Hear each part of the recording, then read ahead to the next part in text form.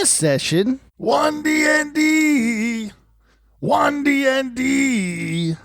Let's get together and play online. join our adventure party as we delve into the social and cultural aspects of our favorite game, all while enlightening our taste buds with a random craft beer.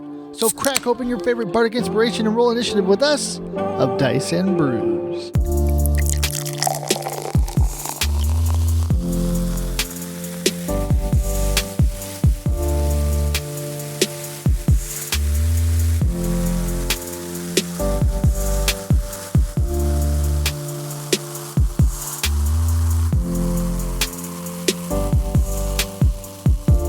Greetings, fellow adventurers. It's Ben, also known as the Forever DM, back with you with another exciting session of Dice and Brews, where we get a little bit more technical, a little bit more into the mechanics of D&D, and I got some party members to come along with me on this journey. First and foremost, ladies and gentlemen, boys and girls, children of all ages, the returning, the defending, Hawaiian free. Justin. Welcome back to Dice and Brews. I love your attempt. I loved your attempt right there. I love it. That was Gothar. Gothar is, he got a little edgy. Gave him a little bit of bardic inspiration the last time you were on, and he decided to test his metalness. Yeah, guys, it's me, Justin, known as Hawaiian Freak, here to chat some more about D&D. All right, and also returning with us is as close to this group gets as a rules lawyer, but not Ruly, is Lucas. Do you really want to hurt me? Hey, how are y'all doing? It's me, Lucas, here to talk more about D&D. Welcome back to the show. Woo! What's been going on with you guys? How's the week been? I know I'm excited. We got a session tonight going on. Yes, we do. So this will be the first time we actually record a podcast and then go directly into a session. It's going to be epic. I'm excited for very obvious reasons to us, but not to y'all. Mm-hmm. Not yet, right? My daughter Emma has found the Nintendo Switch. Oh, no. Or, oh, yeah. Yeah, so it's quite remarkable because I don't know if you guys remember the first time you guys picked up a true video game console. SNES. And started playing it. But it's kind of fun to watch her reaction to Mario. You know? Oh, she's playing Odyssey? No, she's playing Mario Kart and Super Smash Bros. Okay, cool. But she's a 5-year-old, so she's not really into story just yet. She's all about mashing those buttons. Lucas, what was your first Nintendo game or game that you played on a Nintendo console or a console? On a console, so it was PlayStation 2, and the game was Gun. What's Gun? So, you know Red Dead Redemption? Mm-hmm. Oh, that it was like the very first Red Dead Redemption ever. You know what? There used to be an arcade game. I think it's called Gunsmoke, where you it was the vertical side scroller with the Western, and you got the upgrade to the guns. It's kind of like that old airplane game that you played in the arcades with the joysticks, or Contra, kind of when it was vertical. Contra, okay. But you got the different guns. But anyway, there's a villain, and I'll never forget this. When you played the game, it would be on a wanted poster at the beginning, and they'd always have a catchphrase. And this guy's catchphrase was "Bury me with my money," which was pretty cool. I was like, okay, that's cool. But when he killed him and he shot him off the balcony, he's "Marry me with my money." So it sounded like he was saying "Marry me with my money." And I was like, what the fuck is going on with this guy? It's 2022, guys. Come on. There's all kinds of sexualities out there now. But this was like way back in the day. We're talking like 1989, 1991, maybe. You know what? I'm sure they existed back then. It's just acceptable today. The 8-bit recording. Yeah, that's what it is. Pixelated. Yep. Funny thing is like I was doing a lot of session prep today for our session tonight, and I was telling Lucas this earlier. As a DM, you can't be married to your content, really, because I started going through things and how things are going to match up with our other players at our table while focusing on one particular person and how they all marry together. I kind of scrapped everything that I had planned for like the last 2 weeks, because our session was supposed to happen 2 weeks ago when we recorded, or last week when we recorded the previous episode of Dice and Brews. Mm. And I went through those notes and I kind of scrapped everything and started fresh. So my brain is going at 100 miles an hour right now because I'm like, what is happening? I don't know if I'm session prepping or if I'm doing a podcast right now. It's okay. I'm drinking an alcoholic beverage. I'm calming down. It's okay. Woosah. You know what? Since we have a lot of technical aspects to go over today, we're going to go straight to the what's on tap and get into these juicy technical bites, because the happy hour of this is going to be even better than the pre-funk.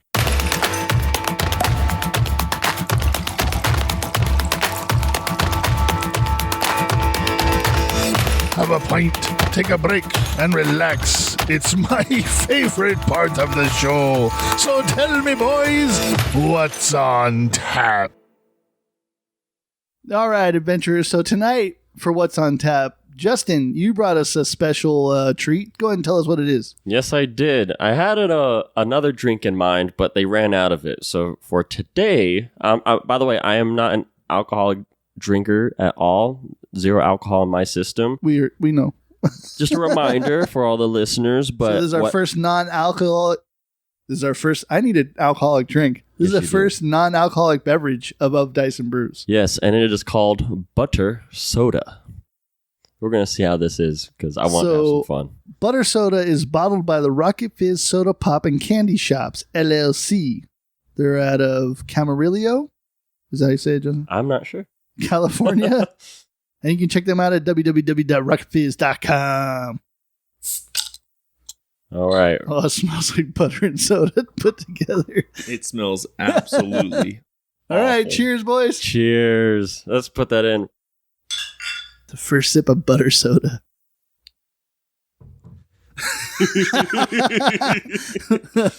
We have gagging going on right now. You know what it tastes like? What? It's not terrible. Yeah, this is fine for me. It's absolutely awful. It's not terrible, I'm going to tell you that much, but it tastes like a movie theater soda. It tastes like a movie theater in a bottle of soda. Yeah, like you got the fizziness and the carbonation of a regular Coke or Pepsi, whatever, with Oh my God.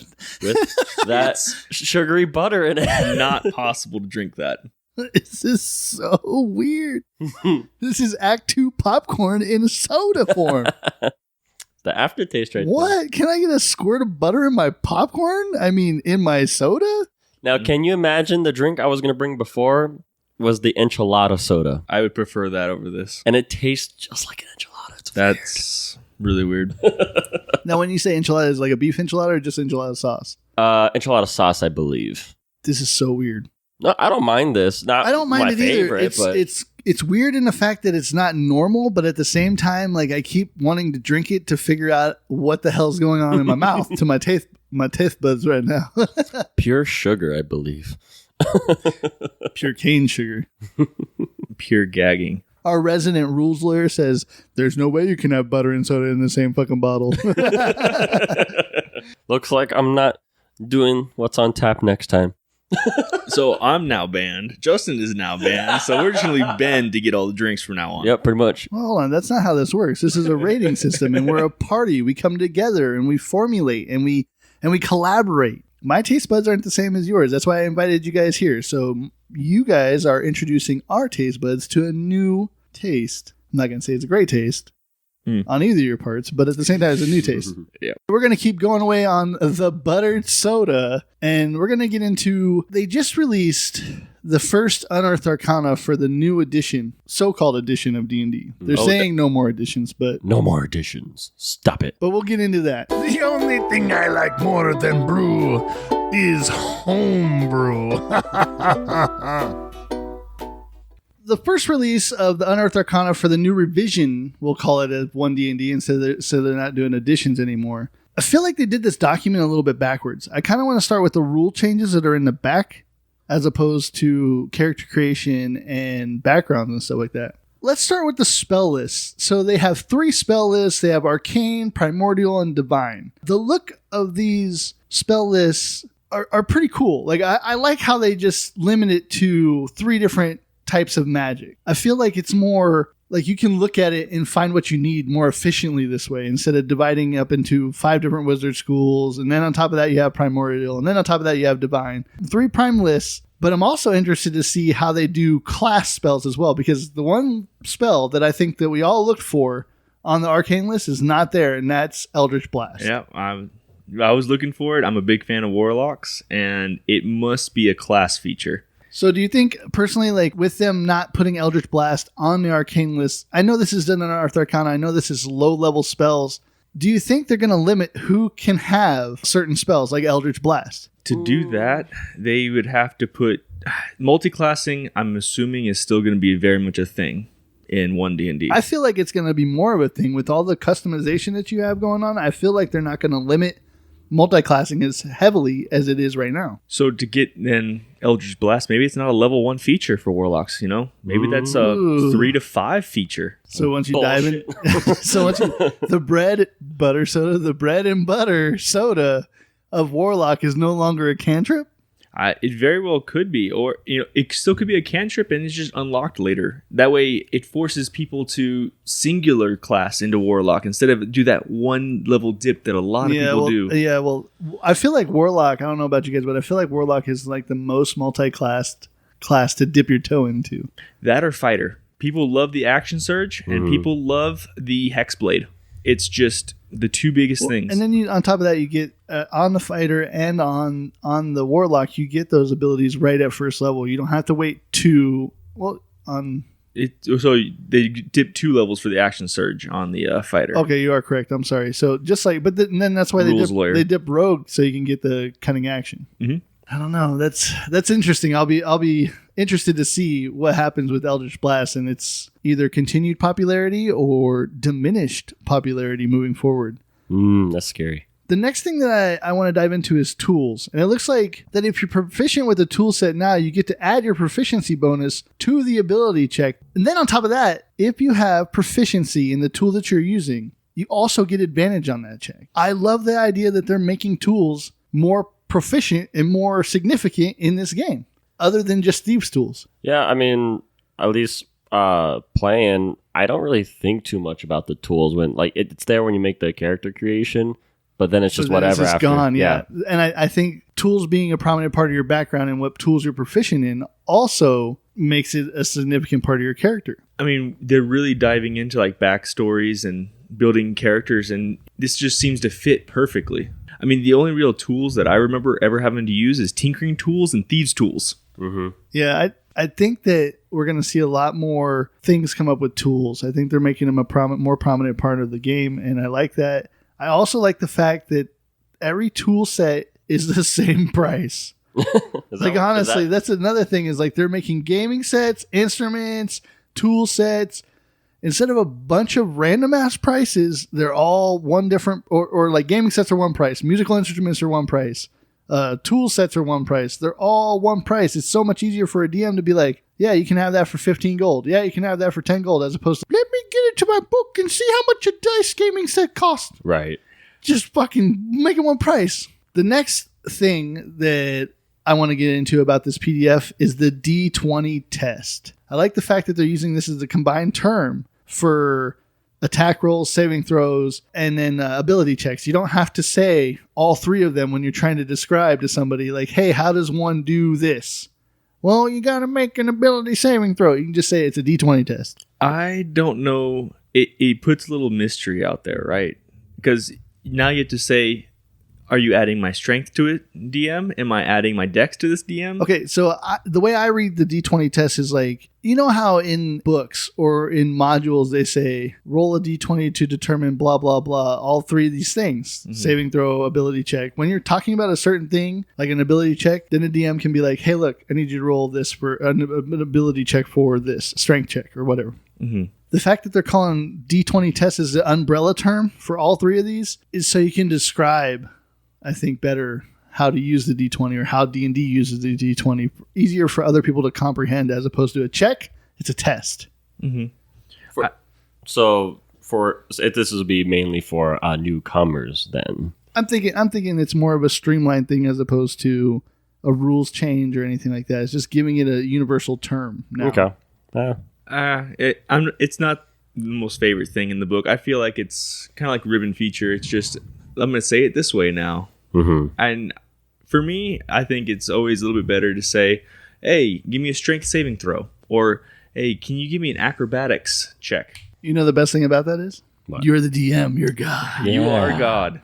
You can use whatever term you want to. Just be prepared to use D20 test. Okay? I know. Yeah, for me, I'm just on the fence on that side of it. So. Yeah, it's neither here nor there. I just thought it was interesting that they made a one word to rule them all. Let's talk critical hits. It seems to be a juicy subject between YouTubers and podcasters galore. They've nerfed some classes into the ground. Mm-hmm. I don't know about that because they've nerfed monsters completely, and I don't think that's a bad thing, to be honest with you. Now you're ensured that your big bad evil guy or your monsters aren't getting one-shotted by players that just run rampant with smites. Sneak attacks. All that stuff. So weapons and unarmed strikes, just roll the weapon or strike damage a second time. No smite, no sneak attack, no spells, no monster crits. I rather like this. I like this a lot, actually. Explain. To me, it feels more organic. To me, it feels a little bit more down to earth. You get that feeling of level 1 threat the whole way through a campaign now. You don't have to go to astronomical amounts of hit points for your monsters or hit points for your characters to get that nice down home D&D feel. I feel like higher level campaigns now are more obtainable because the damage that you're pumping out isn't astronomically large. I get that. I guess it's just a matter of play style for whoever's coming in, because I feel like a lot of people that are hating on this are number crunchers. Yeah, absolutely. And, Power gamers. Yeah, and Mid-maxers. it's a way to play, and I am like 10% on that. So that's just my thing. For those coming into D&D, once One DnD becomes the norm, right? I do feel a bit of pity for them that they're never going to experience that massive divine smite crit or the massive sneak attack crit that the whole table oohs and ahs at, and they're like, "Oh my god, he did 30 damage." Yeah, I love hearing that. Yeah, but I mean, it's the best. Okay, so arguably the best part about 5th edition and what they did was they made it hackable, right? Like they made it so the DM can pretty much change anything. And the fact that it's arguably backwards compatible doesn't really necessarily mean that you have to use the crit roll, the D20 test, any of this stuff. I think people miss that small disclaimer part in the beginning of the DMG or the player's handbook that says, these are strictly optional rules. Your DM is the final word, blah, blah, blah. It's however your DM wants to run the table. Would you call DM a god? Something like that. He definitely doesn't drink butter soda. No. It ruins his figure. The next thing that I want to get into is conditions. I really like what they did with Grappled. I really like the fact that Grappled has consequences now. You can't just sit there. I feel like it's a wrestling match right now with Grappled where two people are grappling and they're just like straight punching each other over and over again and nothing happens because of it. So now your attacks have disadvantage on anyone except the grappler. Before, I don't think that was a thing. You could attack anybody, you just couldn't move. Is that what I think that was it. Yeah. Yeah. Mm-hmm. And then on top of that, you are movable by the person grappling you. They can drag you. They can carry you. The only problem is that they suffer the slow condition, which we'll talk about in a little bit. And then to escape it, it's a dexterity or strength D20 check at the end of your turns. D20 test, sorry. There you go. I'm combining the two now. I'm trying to get into the new groove, you know? But I feel like now they've done something with Grapple. They make Grapple a thing. Now you can, if you're a strength character, you can take that goblin and carry him with you. You can pull him with you where you want him to go. And, you know, you said it in the description there, the slowed condition. What is the slowed condition, Ben? So the slowed condition is now you have limited movement. It's not halved. You spend 1 extra foot of movement for every 1 foot you move, which I like that wording a lot better than halved. Because sometimes halved is weird. If you have 45 feet, how do you half that movement? And I like it because what if in the middle of your moving, where if you were dragging him and your movement's halved, and then you let him go at 5 feet, do you only have 10 feet or do you get back your 15 feet? Yeah, that's the other thing. Also, if you're slowed, attacks against you have advantage. I like that too. It should be like that. Mm-hmm. It's kind of like the opposite of haste. It's almost like obvious. It's almost like, why wasn't this in 5th edition? You didn't know this already? Also, because you're slowed, it's only obvious that you'd have disadvantage on dexterity saving throws. Yep. Yeah, absolutely insane. I like the slowed condition. I like that they actually put some parameters on limited movement. They actually put some parameters on grappled. I like everything they've done with conditions so far on this Unearth Arcana. Let's talk about inspiration. Inspiration. This is another trigger subject that everybody's having a hard time with is they're actually trying to make inspiration a part of the game, not just an optional rule. If somebody does something inspirational, the DM gives them inspiration. And we've had everything from advantage on checks to adding dice to your rolls and everything. So now they're kind of pigeonholing inspiration into it just gives you an advantage on a roll. And it's any D20 test. You can also achieve inspiration if you roll a 20 on a D20 test. If you roll a 20, you get inspiration if you didn't have it before. You lose inspiration if you don't use it before a long rest. I feel like... And if you already have inspiration, you can't get it again. Yeah, they have very much cheapened inspiration, in my opinion. How so?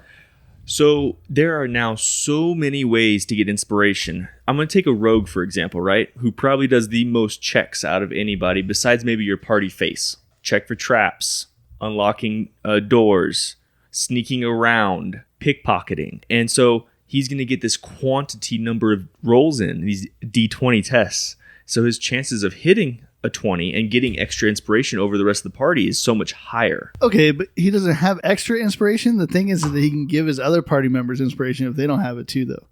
So would you consider the rogue in that instance more of a resource to the party or a hindrance to the party? Because he wouldn't be a hindrance. So is inspiration really cheapened if he can only have one? Or is it heightened if he can give the rest of the party inspiration as well? To me, it's just how it's earned now. That's my main thing.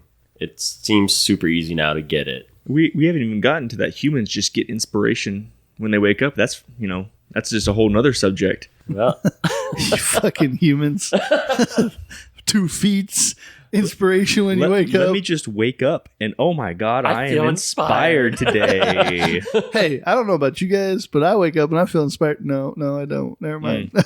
What you were saying, Ben, it's going to really depend on your player. They could be a great team player, right? Or he could be a very selfish player. What about, I definitely see your point. I never thought about inspiration. Like the quantity of dice rolled is going to equal more D20s, natural D20s. And that player that doesn't really get involved as much is not going to get inspiration as much. It's going to really be up to the DM to try to fucking head in the game. You know, we all have those players at the tables who are a little bit quieter than the rest. They don't like to get involved too much, but they like to be there with everybody. And I feel like they're getting cheapened out of this deal a little bit. Oh, well, also the DM gets to still go back and give the players inspiration. So when you have those quiet players that make those significant contributions in a moment of time, you can give them inspiration too. Oh, it's like DM is God.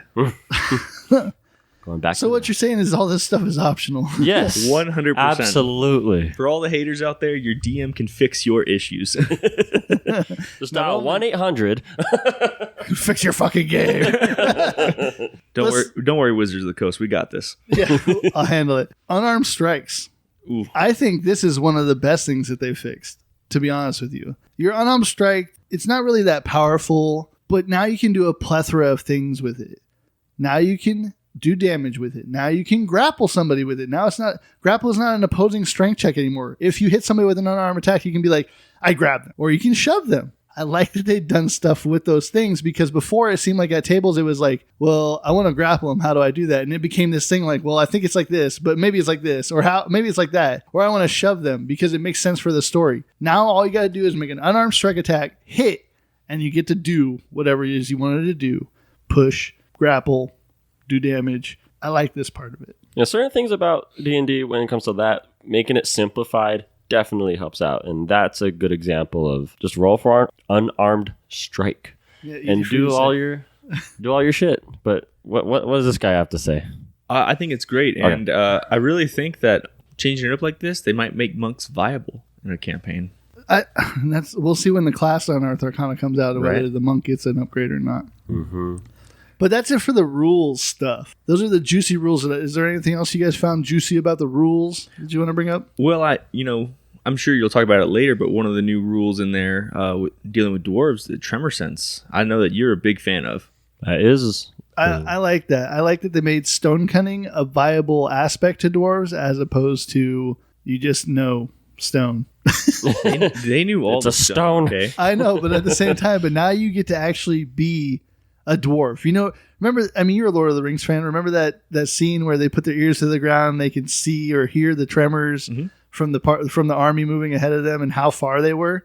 You didn't know how many they were, just like with the dwarf, but you can see how far they are from you within a certain distance. I think it's 60 feet or something like that. Or you get this added extra as a dwarf. Not just, oh, you get advantage on your history checks when it comes to stone.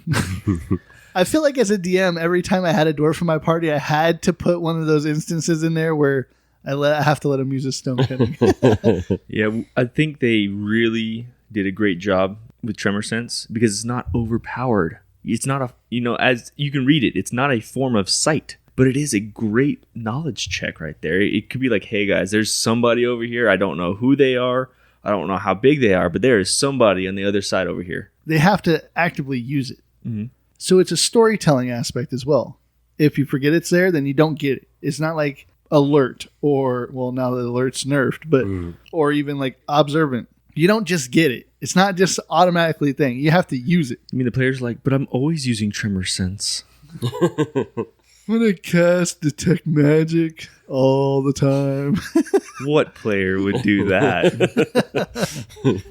So, yeah, I definitely like what they did with Tremor Sense. How do you guys feel about them taking away the different types of dwarves, the different types of halflings, the different types of gnomes, but also giving still 3 types of elves? It's kind of a little weird. I missed that part when reading. I didn't know that was... Yeah, they kind of nerfed dwarf in the ground, specifically mountain dwarf, which was like the greatest race in the game. Yeah, well, that was like the most OP race in the game. So, the dwarfiest dwarf now, right? Yeah. And and then they also you have 3 types of elves, 3 types of 3 types of ardlings, 3 types of tieflings. So you have 3 types of things. But then you're going to get only 1 type of halfling and 1 type of dwarf. See, I missed that part. I didn't know they just made it 1. Yeah, just 1. 1 dwarf to rule them all. I don't like that. Well, so dwarf has had its time in the light, right? 5th edition has been its now pinnacle. It's all about the ardlings. Horse or mole-faced creatures that can fly. Yeah, and if they're still in the air, they fall. But with their time, I think they did a good job in toning the dwarf back. I'm sure there's going to be all the people who are huge dwarf lovers who are like, One DnD sucks. I hate it. They ruined my gaming because they experience. took my dwarf away. They ruined the mountain dwarf. Calgon, take my dwarf away. I can understand why they did it, right? Absolutely. That's probably why Eldritch Blast is not on the fucking Arcana list either. All these things that everybody's been pumping and feeding into, it's kind of like the game Magic the Gathering. If too many players play one card, guess what? The card's getting banned. Don't play the same fucking thing and spice it up a little bit and your shit won't get taken out. Yeah, and then again, your DM is God. Yeah. DMs, if you like mountain dwarves, you can still play a fucking mountain dwarves. Yeah, you can bring them right back in. It's backwards compatible. So what do you guys think about Ardling? Everybody's saying don't give... Okay, so here's the thing. Is like when Eric Hooker come out and everybody's like, oh, they're flying at low level. DMs have a bitch. Look, there's ways to combat everything. And the thing with Ardling and their angelic flight, like you said earlier, Lucas, if they're still in the air when they end their movement or run out of movement or end their turn, they fall. It's not OP. It's not broken. Does it give them a little bit of boost? Yes, but it's only equal to what? I think it's their movement distance, which is generally 30. Yeah, so all these people saying like, "Oh, the whole goal is to go up the tower and rescue some." Well, make your tower 120 feet. Don't make it 30 feet. There's ways around it. I love the Ardling. The only thing I don't like about the Ardling is why they give them fucking animal heads. No, hear me out, right? Hear me out, okay? Is like angels generally are animalistic somehow when you really look at it, and they're supposed to be like. What about the Aasimar? So the Aasimar. I'm about to say, I think you said that wrong. I said it right. Yeah, DM is God. DM is God. They are demigods in a sort of sense of the angels, but this is a sub-race of angels, right? It's kind of like, take Lord of the Rings, there's the Valar, and then there's the Maiar. These are way lesser Maiar, but... And there are you shall not pass har. But I can understand the different animal faces because you can play a different, character with the same race. Like one may have an eagle face and one may have the face of a wolf. So then what about like if I'm playing an eagle and I have a party member that's an Aarakocra, like how do you differentiate the two? I was thinking about that. They're definitely going to look different. I'm imagining a human body with Oh yeah. I guess you're right. So they're definitely like Egypt style gods, Yeah, there you go. See, I was trying to find something to compare it to, and that's Egyptian style gods, I should say. Yep, that's probably a closer comparison. But I love them. I think it's great because now you've always had tieflings, right? They're kind of tied into the layers of hell. Now you have something that's tied into the layers of heaven. The only thing I don't love Is how many layers of heaven are there? it depends on what religion. But the only thing I don't Let love me tell you about our Lord and Savior, the DM.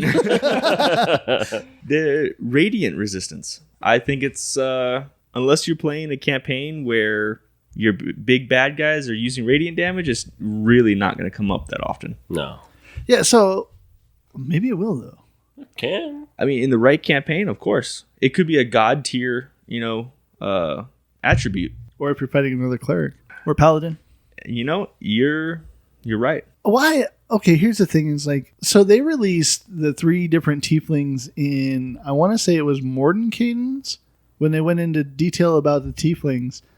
And since then, we haven't really heard anything from them. I think it's kind of weird that they introduced the 3 levels of tieflings now, along with the Ardlings. I mean, maybe not weird. It's probably done on purpose for sure. But so do you think they added those because it wasn't a main feature in the main book? Do you think tiefling would have got nerfed along with dwarf and halfling if they would have had 3 different tiefling races inside the player's handbook as well? Because I know tiefling is all about like the starting spells, like what you start with or how you flavor your text of tiefling.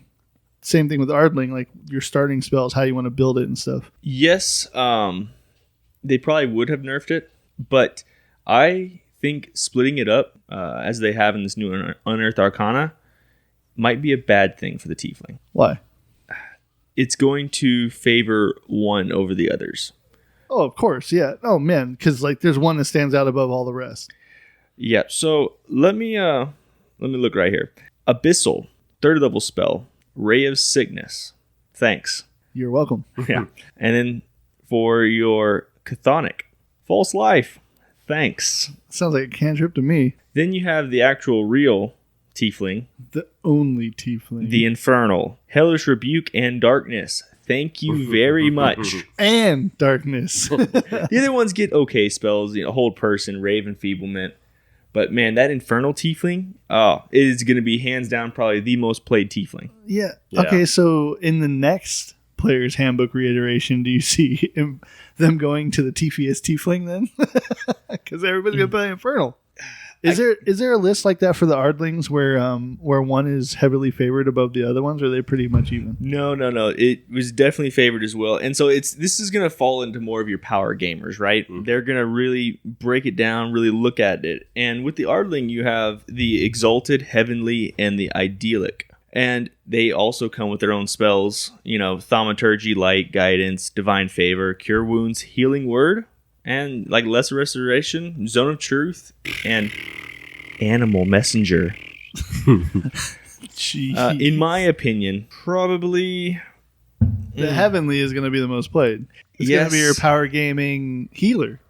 I'm going to be an Ardling Life Cleric with the medic background, and I'm going to get these bonus ones. Or is it Heavenly? I'm going to be a Heavenly Ardling Cleric, Life Domain Cleric with the healer background. Boom. So I win. Nobody dies.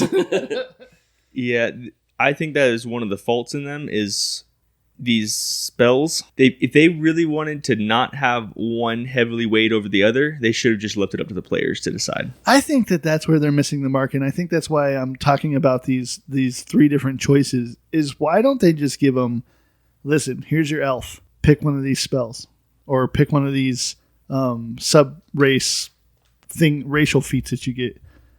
If you're a halfling, here's your halfling traits that you get. Pick some. They want it. The whole aim of One DnD is to make it more customizable. Make it more customizable. Stop pigeonholing people into picking certain things when you know damn well that the other things aren't as powerful as one. I'm just looking at it as a new player. It would help when you don't know what to make, and then it starts clicking to you once you see those kind of levels. You're like, oh, now I can see I can do this and this, versus having a whole list. They're like, I'm too overwhelmed. I don't know. Yeah, that's the only thing I can say benefit. But otherwise, I agree. Just make the whole list and pick. And you But decide. also going back to the DM as God, I think that if I was going to have a person pick Ardling or Elf or Tiefling, I'd be like, pick one of them. Just pick one. And then at their next level hit, pick one that fits your character. You don't get these automatically. You just got to pick one. Whatever one fits you. And we all know Unearth Arcana, subject to change. Mm-hmm. You don't think so? I think this is already written. I think they're just rolling it out as a playtest. Because how does one playtest race? You can't play. There's nothing to play test it with. Listen, I'm going to take all this and put it in Lost Minds of Phandelver, and we're going to run it. How? Bet. Backwards compatible.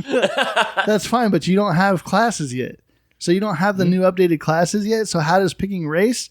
And then you pick class, and right now classes give you ability scores too. So guess what? Now your fucking 1D&D characters on this Unearth Arcana are OP as shit. This is not playtest. This is already written. No, I get you, Ben. I can see that as well. But I also think that they're exposing it to people like a playtest, so people have time to digest it. How many people did you read or write, or how many people did you read or watch videos on that were just flipping out about fucking, oh my God, 1D&D is going to fucking ruin the world. There is a lot of hate going on for it right now. And most of it's clickbait, let's be honest here.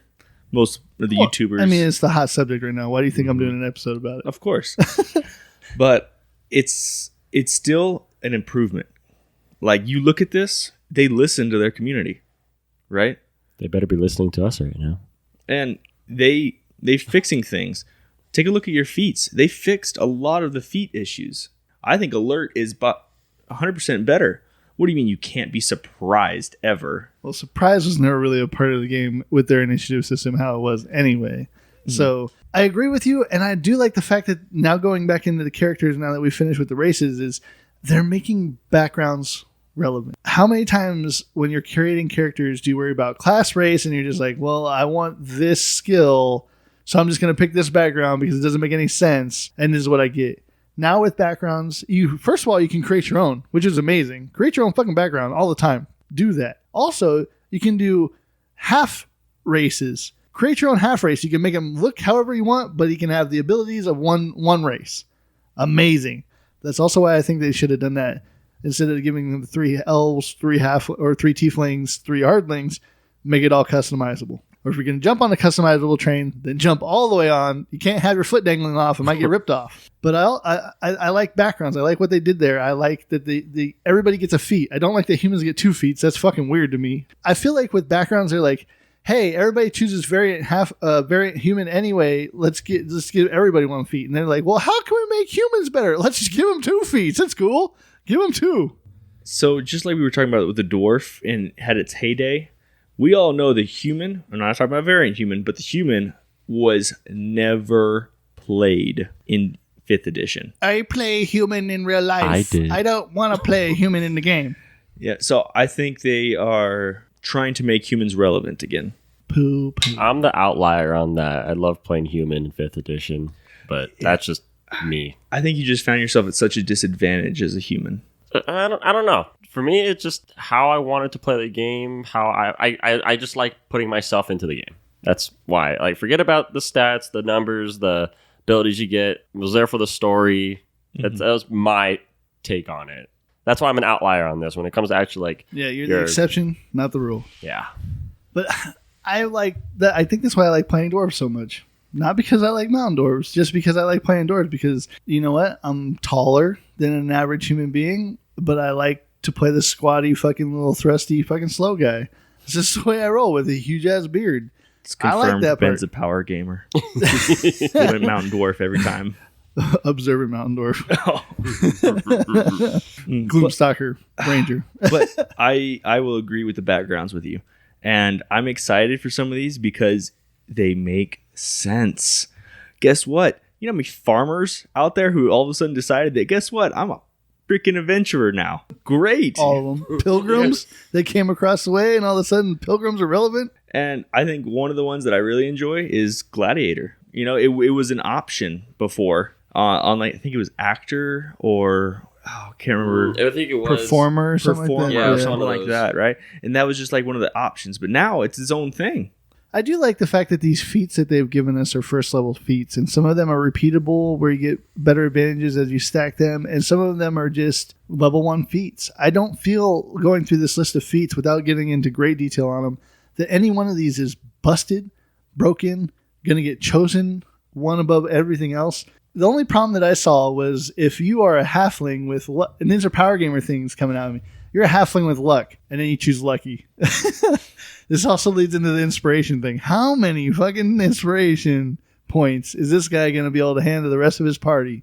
Because he's got stacks on stacks on stacks. No. But then again, if you're playing with a table full of power gamers and your DM is a power gamer, then it's fun. It's how you have fun. Just like the first book in 5th edition, the Player's Handbook, these are guidelines. You play to have fun. You don't necessarily have to live and die by the rules in this book, because they're not rules. They say them. They're guidelines. Play to have fun. That's why you have a 0 session. So you can talk about how you guys have fun. They sort of fixed lucky, not for the power game aspect of halfling and lucky combo. That's still broken. But a 1's a fail. Now, it doesn't matter. Yeah, you can't reroll that. Yeah, it's a failure. Sorry, Reggie. Oh, Reginald. But he's pissed. He started blasting. I will say on your earlier comment that some of these aren't, they're not ever going to not get picked. There is one feat in here that I think is absolutely useless, and Crafter. What's that feat? So, Crafter. That's the background, right? Crafter? No, it's a feat. Okay, what's the background that is attached to? It is not attached to anything, but I'm guessing you could put it as a... When you build your own background? Yeah, when you build your own. But he's crafty. You're adept at crafting things. You gain tool proficiency with 3 different artisan tools, and whenever you buy a non-magical item, you receive a 20% discount. Yeah, how often do you buy non-magical items after level 3? Only if you're playing Dragon Heist. So hey, look, man, there's plenty of actual play podcasts where people just shop D&D. I'm sure that if you went to and played an actual play game where you're doing nothing but bartering and selling and creating your own business, Crafter would be an excellent feat to take in those kind of situations. DMs are going to hate having to do math, right? Well, that's why all the things are streamlined now, and they all no 20% discount. Go ahead and do that quick math for me. I don't want to do that. See, that's what I'm talking about. But I'll have a calculator.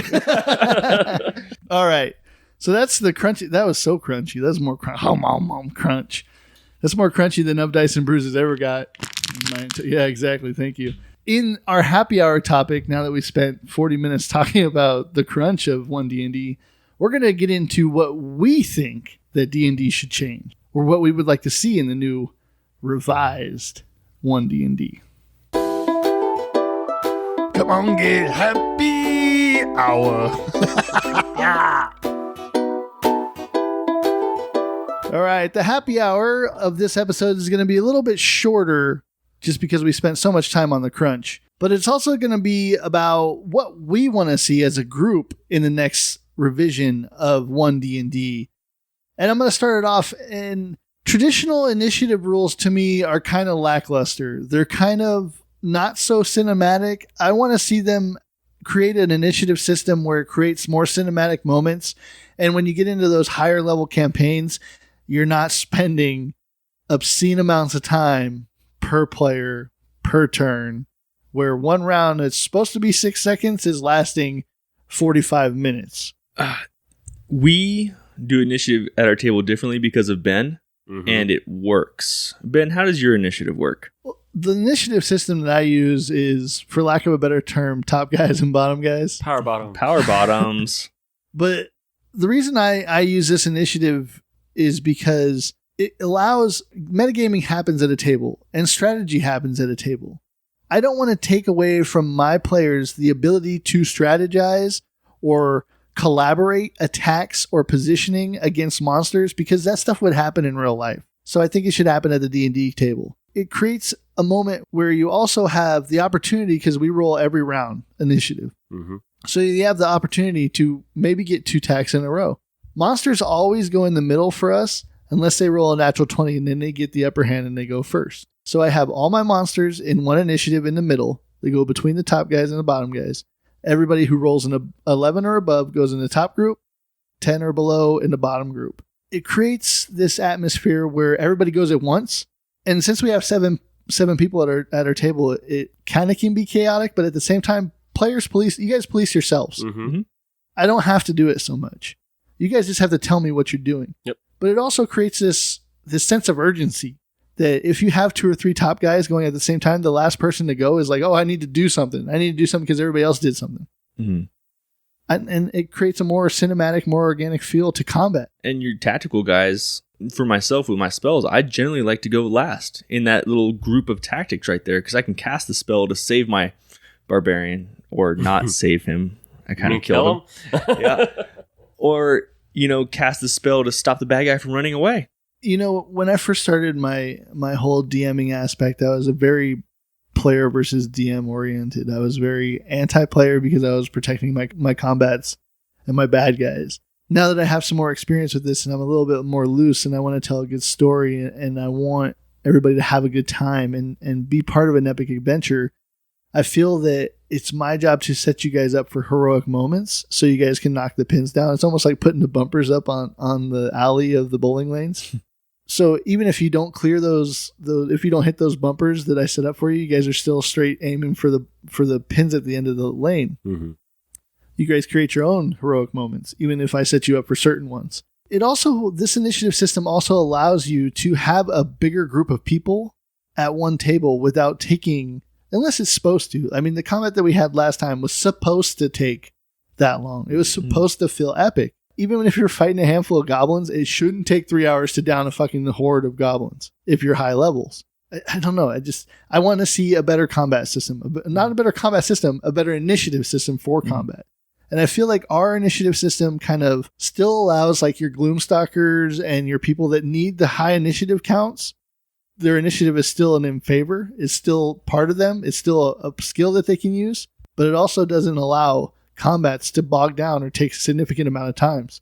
I would love to see that your initiative system be the way it is. Absolutely. In this next not edition. It's not an edition. It's not an edition. Revisited. One DnD revisited. But no, it's definitely something that needs to be worked on for your bigger groups. For your smaller groups, your 3 to 4 players, obviously the regular initiative can work just fine. By the way, One DnD, our initiative thing that we do, it's patented. You must pay us to use it. And here's the thing is, like, I'm sure that people are going to nitpick this initiative system just like they nitpick everything, and they're going to be like, oh, you're going to run into problems here. But that's why I'm leaving it to game developers to be like, hey, give me a better initiative system, because this is what I came up with my own guys. This is what I want to play like. Do something better so it's not broken eventually. Also, rolling every round, it kind of gives you... How many times do you roll initiative and you're like, oh, I'm bottom again. I'm like 4 the whole again. entire, yeah. Like it's kind of sucks when you only roll one initiative. And I feel like there's ebbs and flows of battles where it should feel more organic like that, where rolling initiative every round should be looked at for as like, yes, I get to do this again. There's a chance that I can be faster this time. There's a chance that I can go first now. Or I can land a killing blow on the bad guy that's almost dead already. It just gives you more of a reason to be excited for initiative. Yep. I really hope they also, as you were saying earlier, sort of fix the CR system. Yeah, to me, CR is a broken system as it is. Like, I don't think... It's just all off. Challenge rating, it doesn't match up. It doesn't match up with the combats that you want to produce. It doesn't match up with the difficulty level that you want to see everything at. I think that they should do 3 different stat blocks for every monster. An easy, a medium, a hard. That way those goblins can be relevant later in the game, and those dragons can be relevant earlier in the game. Mm-hmm. That way, when you have one-shots or you have those experiences when you're introducing new players to D&D, they can fight the dragons. How many of us has actually fought a fucking dragon in this game that we call Dungeons & Dragons? I have never fought a dragon. Really? Never. I have. Well, Ben made us fight one. Mm-hmm. Yeah, but that's the thing, though, is like, why should you be hindered by a CR rating to challenge your players with certain monsters that you want to run or that you want to see them fight? Just like I was saying earlier, if a Hydra is part of your game plan, if you have a thing where you're fighting, you want to fight a Hydra, or you want your players to fight a Hydra, put a fucking Hydra in the game. There should be a rule set for that. There should be a stat block for an easy Hydra or a 3 to 5 level Hydra. I don't think it's that hard to do for all the monsters. I don't think it's that hard to do either. And also, because the monster manuals, and I'm just going to say it, Wizards of the Coast, you need to release more than one monster manual because everybody else is doing their monster manuals, and they're better than your monster manuals. Release your monster manuals. These monster manuals should be tomes of like 300 books, in my opinions, because the best part, you know which book that I would buy first out of all the books? I would buy the fucking monster manual because that's like a read in itself. That's a tome of knowledge that you're like, ooh, and it spurns ideas for new DMs and players and everything else. I know a lot of players that were introduced to this game via the monster manual first as opposed to any other book because their parents found it at a flea market or a secondhand bookstore and started flipping through and seeing these awesome pictures and they were artists and they were drawing and got handed this book like, here, you like medieval and monsters and fantasy and shit like that, read this book. You can't make a campaign without it. Mm-hmm. It is a crucial thing in every homebrew setting. You can get the free rules online. You can get the free stuff online for character creation. It streamlines it. If you have D&D Beyond or any other virtual type character creator, you don't need it. What you do need is you need those stat blocks because there's only a certain amount of stat blocks available online for free, especially if you want to run those beholders or eye tyrants or crazy monsters like that. Tarrasques. That's another thing. Is like, who's ever fought a Tarrasque? Like, Never, come on. Not once. But I also want to see, like, when I say hard stat blocks, I want to see those obscene monster stat blocks again for higher levels. I don't want to see a nerf Tarrasque like they have in 5th edition. I want to see it all. And I don't think, like you just said, Justin, I don't think it's going to be that hard. Even if you just have the regular stat block as it is now, and all the damages and ability scores are in parentheses in different colors, right next to each other. Color code it. You mean like a green, yellow, and red? Exactly. Mm-hmm. And it doesn't take, you don't have to change the abilities. All the abilities can stay the same. It's just the damage produced by those abilities. I don't think it'd be that hard. Not at all. You know what? We're going to start our own company. We're going to make this system ourselves. The Power Bottoms. You know, Ben, something that I am really hoping to see in this next session, or this next what do you call it? Edition. It's a new edition, okay, guys? Said the word. Go to jail. It's a new edition. New edition? What? Just read it. It's a new freaking edition. We all talk real shit about the monk. And I would love to see an overpowered monk in this next writing of D&D.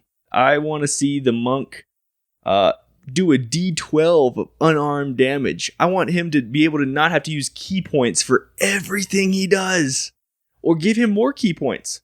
I want to see a monk that he's walking out there shirtless in some sandals. And he is about to kick this dragon's ass. That is what I want to see. I don't disagree with you that the monk needs some later level powering up. He needs to level up in the later levels. In the first couple levels, the monk is pretty OP. Mm-hmm. But he definitely fades off. Just kind of like certain magic spells fade off and they're not really relevant in the later gaming. That's another thing. Aside from the CR level, stagger your spells and level your spells up a little bit. But the monk definitely needs some ranger treatment that the ranger got like halfway through. The revised ranger. That's another thing is when you go into this book, the revised ranger better be the ranger. Don't revert back to that other bullshit. Speaking of reverting, I don't understand why you release Tasha's and Fizzbands and fix things, and then when you release this Unearth Arcana, we go back to the way that they were in the first place. We're looking at you, Dragonborns. I don't understand it. They really walked backwards with the Dragonborn. If y'all have not read it yet, Fizzbands fixed Dragonborns for us, with their breath weapon specifically. All right? Well, they made it cool to play a dragon. And because they made it realistic. Guess what? If you're playing a fighter Dragonborn who has 3 attacks eventually, he's going to get in 2 sword swipes and then breathe fire on you, or ice, or he's going to throw poison at you with his breath attack. And when you read the UA, guess what? He can't do that anymore. You know what they did keep is they kept everything does a 15-foot cone, and that's it. Yeah, there's no straight line anymore. No straight line, but I don't know if they had. I don't forget if they had straight lines in Fizzbands or not.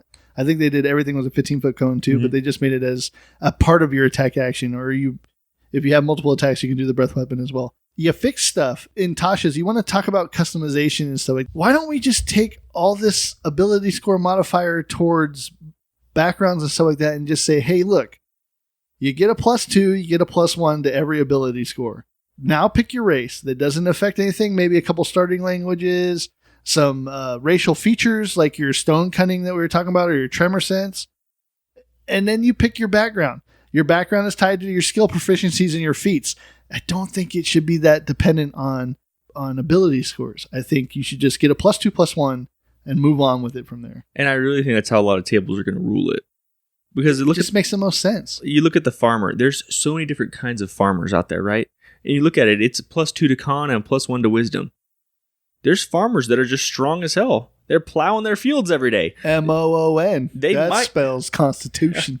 They probably need a +2 to strength, right? Yeah. But I also know that's why in this UA they say they promote create your own backgrounds first. I do like that. But if you're going to lean towards a customization part, lean all the way in. Give us that One DnD where we want to jump in and we just want to create all our shit our own self. I think that's the best part about this game is the fact that you live outside the boundaries. You're not structurally obligated into one thing. But then again, they want to create elements. And I hear you guys saying, not you guys particularly, but other guys saying like, it's for new players. It's for new players. If you have an elevator pitch where they're like, hey, you want to play this game where you can be absolutely anything you ever wanted to be and do anything you wanted to do, and there's abilities that you get, and you got a list of this stuff that you can choose and maximize your proficiency and blah, blah, blah, blah. I'd much rather play that game than you giving me a list of fucking backgrounds and step-by-step that says, oh, you can only do this. You're either all in or you're not, Wizards of the Coast. Come on now. Come with me. I got some candy for you. Whoa. Or some buttered soda. There you go. It's disgusting. It's delicious. It wasn't bad. Speaking of buttered soda.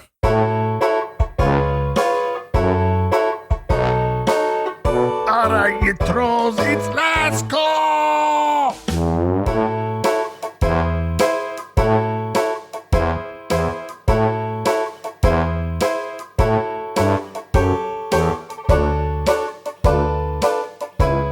All right, adventurers, it's last call. And once again, we are doing Buttered Soda by Fizz Pop.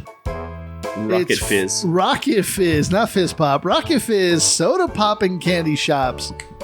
Buttered soda. You know, the first time doing a non-alcoholic beverage on Of Dice and Brews, expanding our horizons a little bit, dipping our toes, my toes, into some extravagant extreme soda. The buttered soda wasn't terrible. No. I've had worse things, like Pog. You're saying this is better than Pog. I'm saying that this was better than Pog. Oh, you're Did insane. you finish your pog drink? Yeah, I did. Okay. I'm not one to waste, but honestly, buttered soda is going to get a 2 out of 4 from me. Justin, what do you think? Out of 4, you said? Out of 4. Yeah, I agree with you then. 2 out of 4. For me, when I'm tasting it, like I love trying out weird soda. It's the way I drink away from alcohol. It's kind of like customizing your character in D&D. But I'm tasting mainly the sugar and just a hint of butter. See, I was getting a mouthful of butter, and I even feel like my hands are greasy now. Like you just eat buttered popcorn, and you're like, I need to wash my hands 3 times because there's just butter all over the place. It's a fun drink to try out, but nothing you're going to stock in the fridge forever. This is just a party drink. Absolutely. That's why they only come in 4-packs, correct? Well, they come in singles. I bought 4. Oh, you bought 4 singles. They don't even come in 4-packs. He bought 4 singles. They had the case after I bought the it. choose your case. Yeah. Oh, I see it. Like I said, originally the enchilada soda. I wonder if you guys would like that a lot. Next time you come across that, I'm going save it to for try us. to get it. All right, Lucas, buttered soda. Give us your thoughts on taking a sip. 1 out of 4. It is, without a doubt, one of the worst drinks I have had in a very long time. No offense to Justin. I love Justin very much, and I hate that I'm wasting it on me. It won't go to waste. We'll make sure Put those somebody in gets some some cups buttered and soda. everyone Yeah. tries one. Yeah. It's like you take a mouthful of what they're trying to imitate as butter, and they put some carbonation and they threw a whole bunch of sugar on it, and you put it in your mouth and you want to throw up. That is my thoughts on this buttered soda. And Lucas knows about butter. Yes, I do. I think we're going to go 2 out of 4 just because it's 2 versus 1. So we're going to kick it to Gothar. He's going to tell us what 2 out of 4 is. You disappoint me. All right, just to wrap this episode of Dice and Brews up, I want to thank Justin and Lucas both for being on an episode again. We originally recorded our little one DnD review inside the character creation episode, but we decided that it kind of needed its own episode. So I asked these guys back again. Get used to hearing these guys' voices. We'll probably have them on many more times during our adventures. We got some D&D to play tonight. Woo-hoo! I'm excited to see where this episode of our campaign goes. It's going to be crazy. TPK. Yeah, and just to go back and reiterate, man, DMs, when you have a plan, just stick to your plan. My brain is so fried right now from trying to come up with a new adventure in one day. Panicked laughing. And so we'll catch you up on the next of Dice and Brews episode, and we'll hope to talk to you guys again soon. And just remember, when you are consuming your bardic inspiration, whether that be a non-alcoholic drink or an alcoholic drink, make sure you consume that bardic inspiration responsibly. And until next time, remember, life is an adventure. Roll with it.